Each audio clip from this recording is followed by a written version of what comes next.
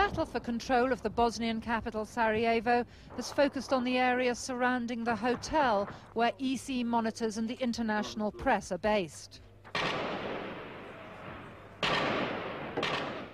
From early this morning, the sound of heavy artillery, machine gun and sniper fire has reverberated around the district, which until today had been one of the most peaceful areas of the city.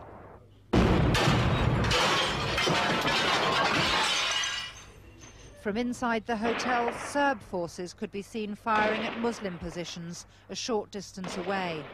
The Serbs were stationed outside a geriatric hospital, which then became the focus of attack.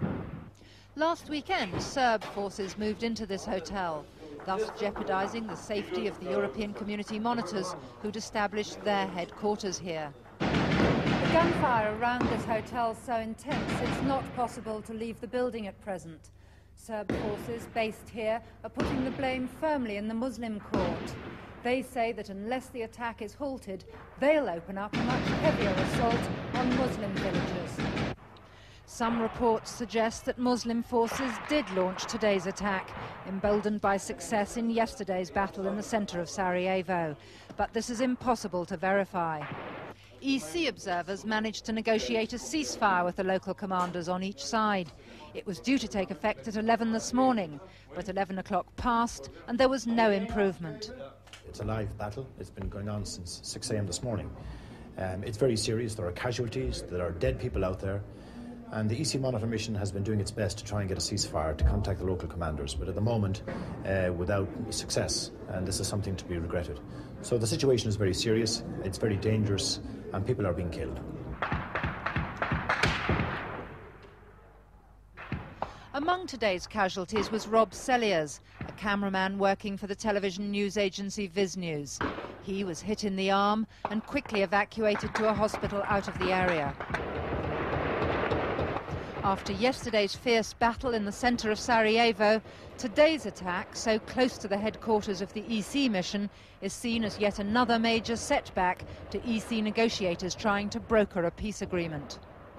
But it's very disappointing, of course, that conflict should take place very close to here, because it's recognised as being the headquarters of the Monitor mission, who are only here to try and help the situation.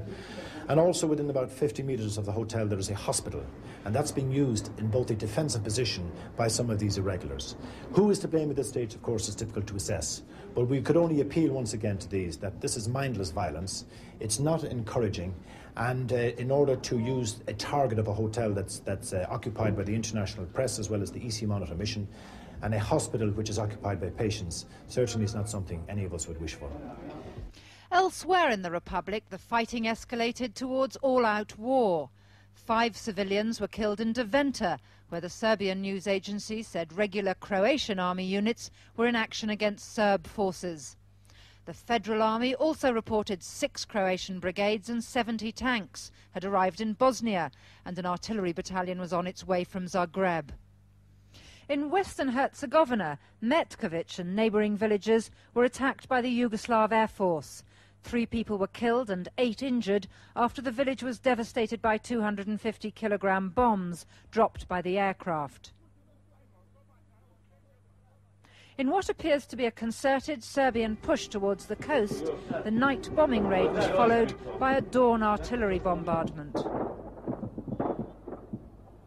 There's growing evidence that the Serb-controlled Federal Army is increasingly active in Bosnia-Herzegovina. Army tanks arrived at the scene of the battle in Sarajevo late this afternoon, and an uneasy silence followed. Lord Carrington is still expected to arrive here tomorrow despite today's events. But unless he makes a dramatic diplomatic breakthrough, the likelihood is that Serbia will suffer diplomatic isolation and tough sanctions. Liz Donnelly, ITN, Sarajevo.